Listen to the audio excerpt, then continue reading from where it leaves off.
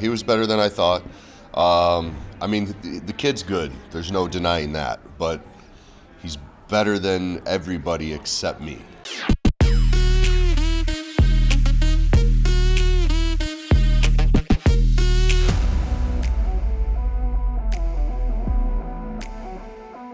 Hello, everyone, for World Classic, Big Time Wrestling, and Sportskeeda. This is Bill Apter reporting. And Wardlow, we have never met before. Pleasure to meet you finally. It's a pleasure to meet you as well. I see you every week on Dynamite and on Rampage. And you've, people don't know how you broke into the business. You can come in a little closer if you'd like to, sir. People don't know how you broke into the business. How did that happen?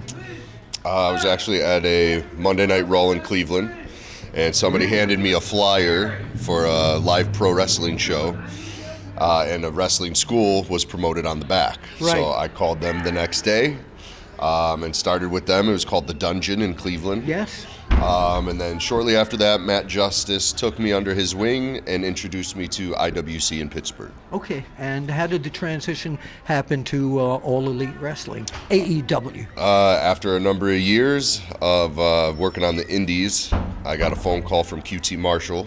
QT Marshall? Yeah. That guy, QT Marshall that guy. who attacked you? Yeah, that guy.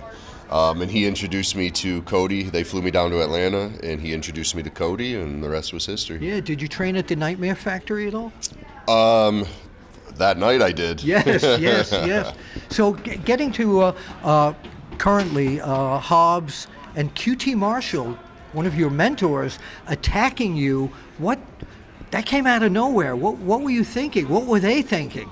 I don't know what they were thinking.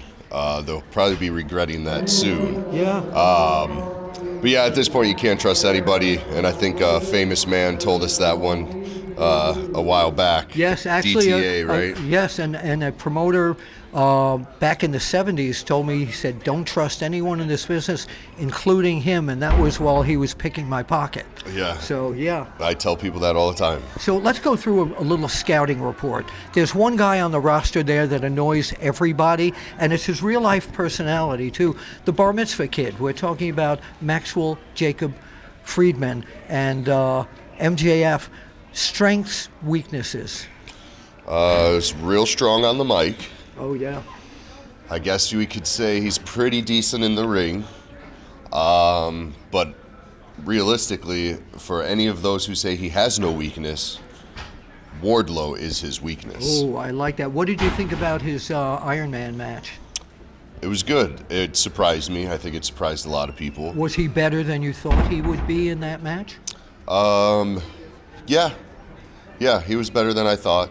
The kid's good. There's no denying that. But he's better than everybody except me.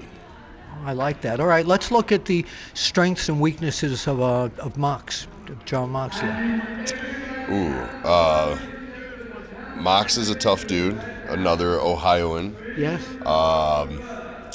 Again, somebody I do believe, if I ever get the opportunity, he's going to learn that he's not as bad as he thinks he is. Is that right? You can be not badder. Yeah, you could be badder to the bone. Yeah. Yes. So let's look at QT Marshall. So, he helped train you. So what have you found a strength and a weakness in him? QT is very underrated. I will say that. But at the same time, again, there's nobody on the roster that you can really compare to me. Okay, so we're going to change it a little bit. What about Jade? Jade Cargill, strengths, weaknesses. Jade is honestly, out of the whole roster, the probably most comparable to me. Is that right? That is a bad woman right there. She'd be Ward Lois. Yeah. Yeah, no. Tony Khan, you can use that. Jade is an absolute beast. I have nothing but respect for her, and she's going to shine bright. What about Saraya? Recently came to AEW. I'm a big fan. Are you? Why? Very happy to have her on the roster. She brings a presence to the company. Yes. She's obviously very well known. She's a very cool girl. I'm a big fan, and I think she'll help us do big things. Okay, now one more on the distaff side, Toni Storm. Toni Storm, again, everything I just said about Saraya, you could say about Toni Storm. Right. Big fan. She has a great presence. They're both athletic. They're both badass chicks. Right. And they're both going to do huge things. Adam Cole recently came back. So our last scouting report, Adam Cole and Dr. Britt Baker, DMD. I love both of them. Okay. Brittany and I have a lot of history Brittany, in Pittsburgh. right. Yeah, Yes. Britt. Yes. We have a lot of history in Has IWC. she done your teeth at all? Not yet. Okay, all right. But I think Adam Cole said something about that it's bad news for the locker room. It's bad news for everybody but me. Yeah, I'm always the exception. Okay. We forgot Kenny Omega and the Young Bucks. Yeah. Strengths, weaknesses. Kenny's one of the best in the world. Yes. The Bucks are some of the most athletic men I've ever seen, but they fall very short when it comes to strength, like physical strength. Okay. I would throw the Bucks around like little toys, and Kenny, he's good, but at the end of the day, I'd crush him. Oh, I like that. By the way, a lot of people are comparing you to a young Dave Batista. What do you say to that?